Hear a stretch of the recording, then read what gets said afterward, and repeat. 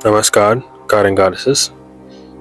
After the last video speaking about my dream, I was contacted by the Irma race species, cat species. Last night, I had a dream again.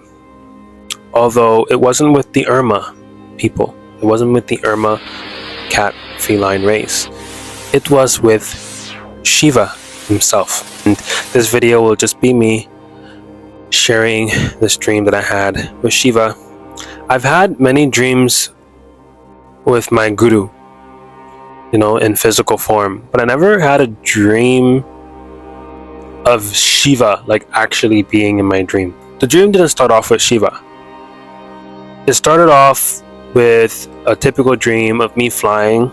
For those of you who don't know or haven't watched my video about Yes, You Can Fly, going over all of the different dreams that I've had, especially the ones where it was very common for me to fly in my dream as a young child, astral projecting, lucid dreaming, but just flying, and something that I had to practice over the last few years of first levitating, getting used to the height again, but much more than what I was doing in my dreams, because in my dreams I was doing I was jumping off playgrounds and then about to hit the ground and start flying, or I'm falling from the cliff. Many people have had that dream where they're falling from a very high place like a cliff, or for me it was always like a organic place. It wasn't like falling off a building or a bridge. It was always me falling from a cliff or a mountain. I had some kind of cliff or ledge to fall off from. So in this dream, as any other dream, right, you remember a lot of big details, but you may not remember a lot of tiny details. In this dream, I always have a reoccurring dream or theme of where I am protecting someone, an individual. In this dream, I was protecting a group of women, and they were in trouble for some reason. I had to get to the other side of the city very quickly.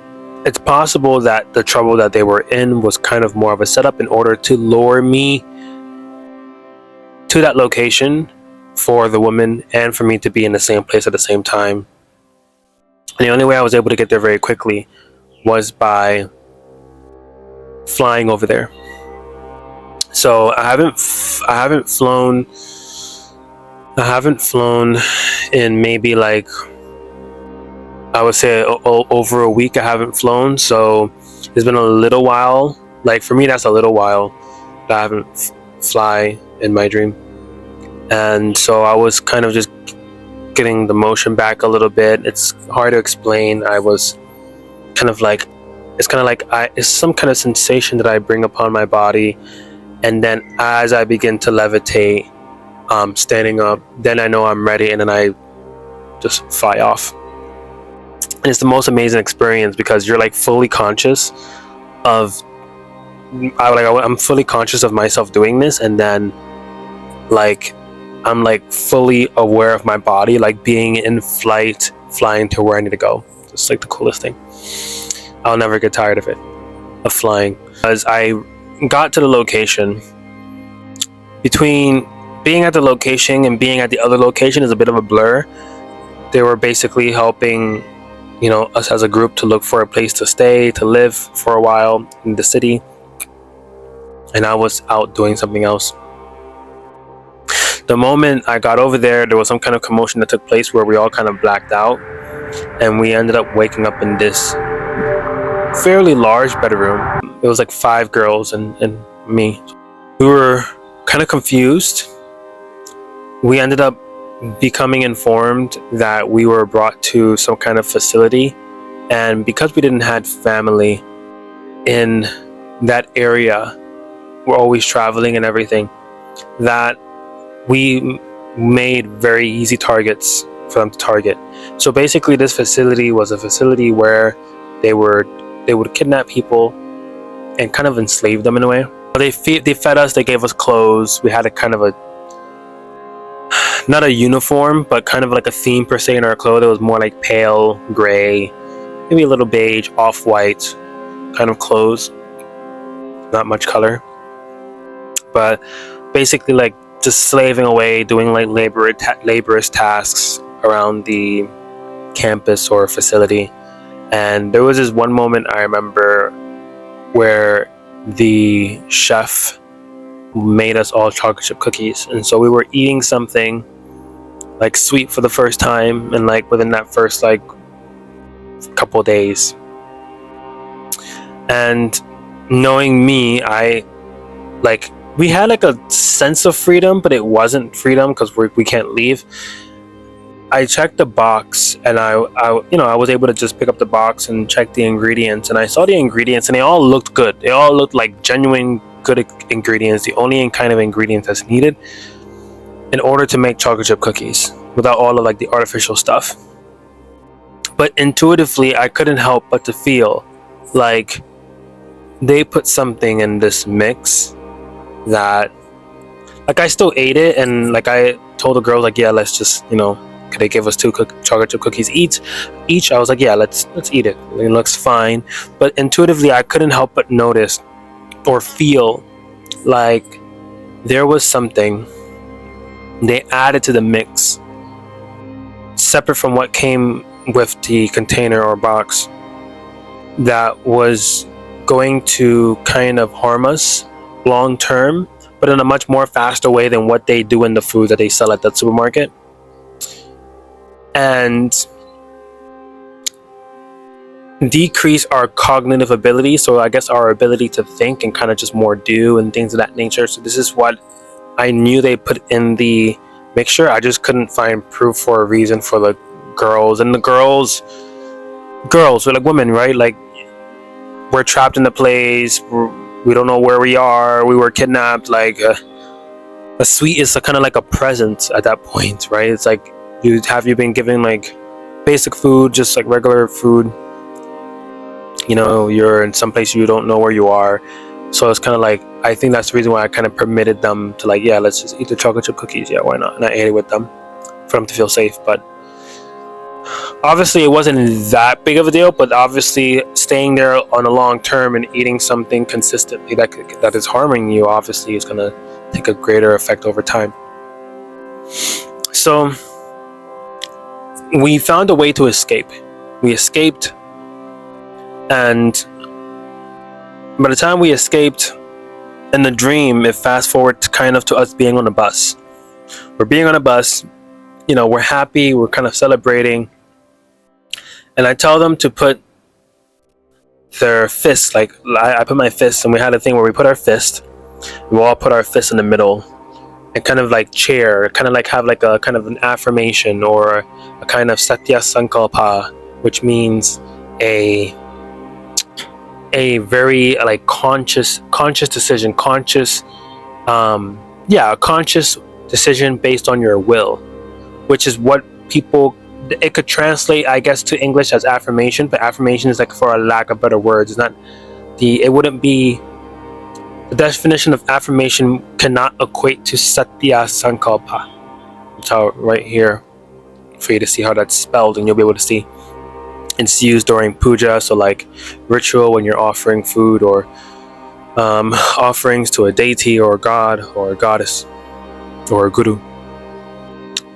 So after that, we chaired, they settled down in their seats, I settled down in my seat, and we were on a bus heading to a location, kind of just to, start a new life, refuge in a way. And one of the, you could say, spies or people from the facility followed us and was sitting in the seat in front of me.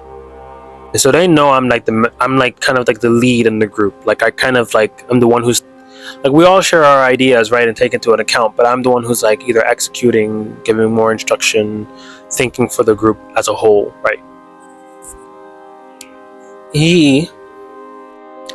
At first it almost seemed like a gun, but it wasn't a gun. It was kind of like a syringe, like maybe a mix of two. It was a syringe. And so like he sticked, a chair on a bus. It's not like those chairs in New York City where it's like a local transportation bus and all the chairs are made out of plastic. No, it's kind of like one of those long distance buses, like Greyhound and coach buses where the seats are like fabric, right? So he got a syringe, he pushed it through because I was laying my head against the front part of the chair. Like, I'm sitting, right? So I was laying my head to kind of have a resting place to lay my head.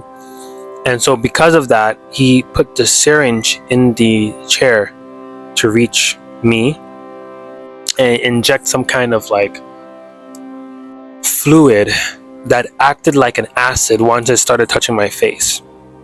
It was injected. So basically, like, I had like a hole like here on my face.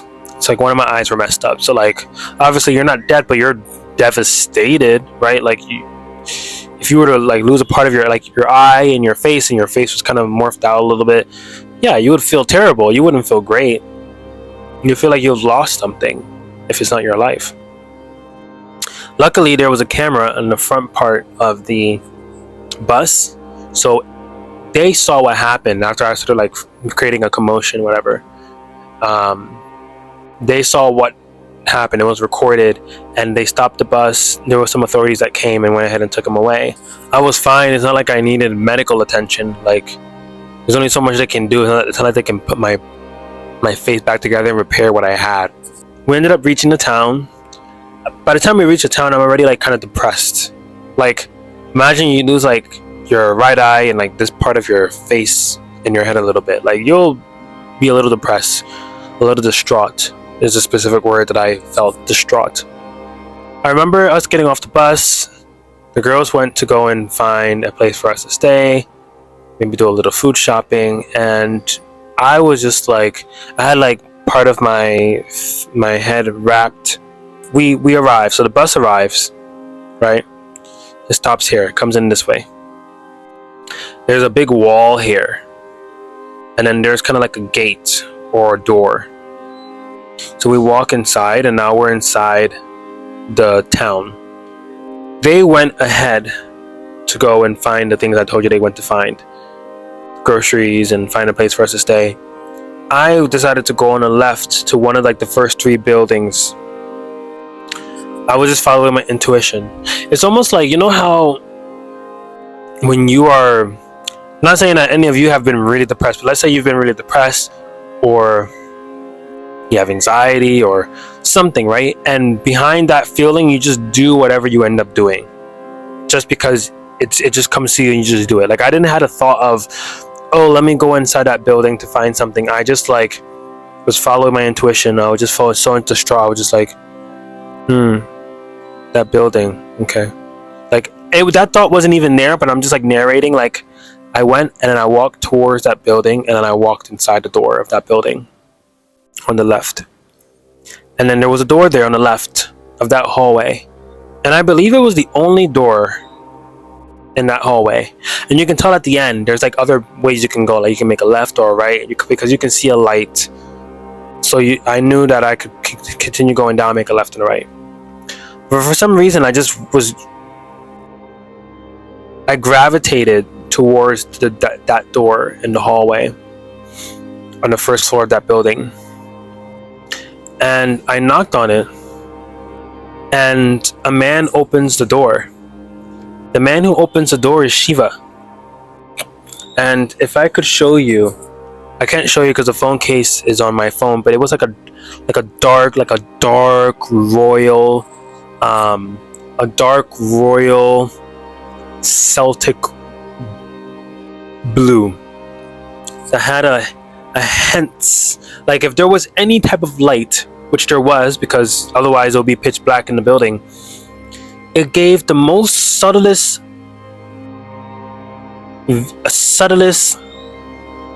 look of sparkling gold on his skin. It was so subtle where it doesn't look like his skin is like covered with gold glitter, but it was so subtle. And he was kind of dressed like Krishna a bit. Like, his vibe was kind of Krishna. It wasn't like, because they all have different forms of themselves, right? Like, Shiva has like even like Niraja or Kalabhairava or like different ferocious and different forms of themselves. So like it felt like a Krishna kind of form of Shiva. Like Shiva was, he had locks, like how I have locks. He had locks, jetas as we call it in Sanskrit, but it was kind of shaped like royally, like this around his shoulder from his head, and he had a feather in his head, and he was Nilakantaya, which in Sanskrit means the blue one, the blue necked one. That's the reason why he's blue. And he was so excited to see me. He was like Parashara, like, you know, it's like he just immediately started like taking me all throughout the building on all different floors. There was one floor that looked like a hospital, like if I was in a hospital, like completely different from the plain floor I saw on the first floor. And this really, now that I think about it, the first floor, I didn't see any steps, any stairs. All the walls and the floor kind of almost looked like they merged with each other. It almost looked like if it was space happening within the walls, like the walls and all that itself was, but it was kind of cut and cornered, and the shading and the lighting was made in such a way that made it look like a hallway, but it was actually just space with that door there. Now that I think about it, it's coming to me. So he's taking me sightseeing through the window, showing me around the city and town and everything. But the moment I saw him through the door, when he opened the door, I was literally chanting this in my dream, and I've never done this in my dream before, where I'm literally doing a japa japa in my dream, in my sleep itself. A japa japa is what you see, whether it's Buddhism, Hinduism, and they're both branched from the same source, like Hinduism and the Sanatana Dharma, basically. Buddhism is same as Hinduism. It comes from Hinduism. So the japa japa is, you see when they have like the kind of bead in their hand. Sometimes it's big, long. Sometimes it's short. Sometimes they're fat beads. Sometimes they're small beads. The ones I'm familiar is with rudraksha rather than sandalwood beads. And usually you would go, each bead you turn. So sometimes some of them have 108. Each bead you turn, and you're saying a specific mantra, a specific chant.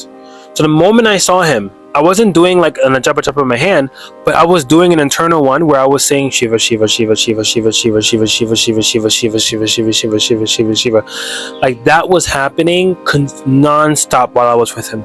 Non-stop. Like just chanting Shiva, Shiva, Shiva, Shiva, Shiva, Shiva, Shiva, Shiva, Shiva, Shiva, Shiva, Shiva, Shiva, Shiva, Shiva. I never had a dream like this before. This is like very like intense, but it didn't feel intense as in overwhelming. It was really intense as in like loving, alive. I don't know how to explain it, but we went into one room and he was like showing me, still sightseeing, showing me, like it seemed like each floor was like a different, completely different, not world, but completely different place. Like it didn't seem like the place in the previous floor. We left that room and there was this kind of like shadow being, this kind of like dark entity in the hall. And so he was like, run, like just start running. We started running. I'm still chanting Shiva, Shiva, Shiva, Shiva, Shiva. And at this point, I didn't realize that my face was already healed. It was brought back to normal. I had my sight back, and it's because once the adrenaline started coming in of us running, I'm not paying attention to like subtle things like that. Like I had that going on for the past 15 hours. Like I kind of accepted my fate at that point. And it was a really dark entity standing there. It was kind of in a human figure form, but it had a lot of dark aura around it. So it was hard to see the human figure form, but you can tell if you were there physically, like looking at it. And there was one point where Shiva like turned around as I was halfway down the stairs, turned around to look at it. I don't know if he was trying to like protect me or something like that, or try to like ward it off or something, or dispel it.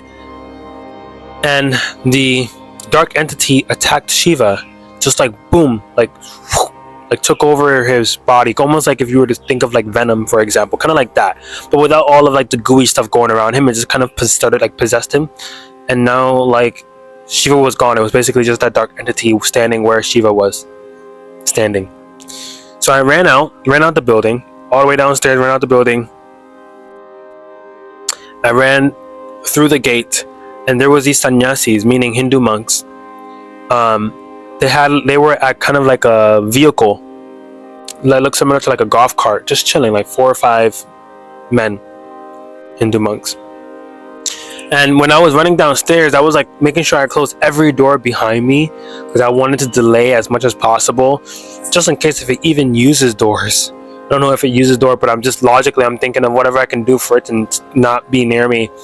I was closing each door behind me, and even like when I was just about to close the front door of the building, I looked behind me while I was running. I looked behind me, I didn't see it, and I closed the door. I'm like, okay, I'm thinking maybe the doors, closing all of them as I'm going downstairs is helping to delay this dark entity.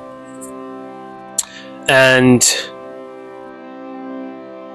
then, so I'm with the monks, right? I go through the gate, I'm with the monks. I'm thinking of a way to kind of separate myself.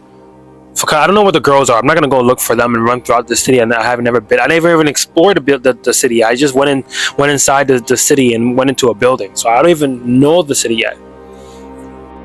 And I'm telling them like, hey, like let's get out of here. Like there's something coming. There's something coming. There's a dark entity coming. It attacks Shiva. And this is a moment where the entity, those heroes in hero movies where they're giving the ability of speed, and so when they're doing something really fast, it's like hard to see, but they make it visible. Like if they're doing something really fast, you can see all of their separate hands that are doing things, but it's just that they're going so fast that you're getting like the ending result of them grabbing and moving things around.